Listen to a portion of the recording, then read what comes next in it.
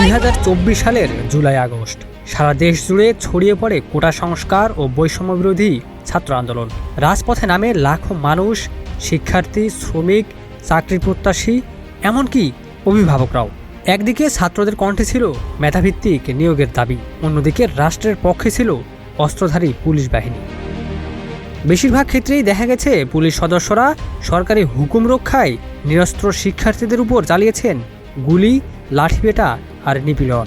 শহীদ হয়েছেন বহু তরুণ, আহত হয়েছেন হাজারো। অনেক পুলিশ সদস্যই শিক্ষার্থীদের মুখ চেপে ধরে রাখার চেষ্টাও করেছেন।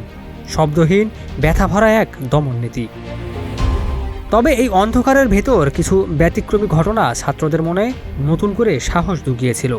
সেই ব্যতিক্রমীদের মধ্যে একজন তখনকার পাবনার অতিরিক্ত পুলিশ সুপার মোহাম্মদ মাসুদ আলম। পরে তিনি দায়িত্ব পান ঢাকা মেট্রোপলিটন পুলিশের রমনা বিভাগের উপ পুলিশ কমিশনার হিসেবে। এই সময়ে তার কিছু ভূমিকা সাধারণ মানুষের নজরে আসে এবং তিনি আলোচনায় উঠে আসেন ভিন্ন এক প্রেক্ষাপটে। আর এবার তাকে চট্টগ্রাম জেলার পুলিশ সুপার হিসেবে নিয়োগ দেওয়া হয়েছে। মঙ্গলবার স্বরাষ্ট্র মন্ত্রণালয়ের এক প্রজ্ঞাপনের মাধ্যমে এই বদলির আদেশ জারি করা হয়।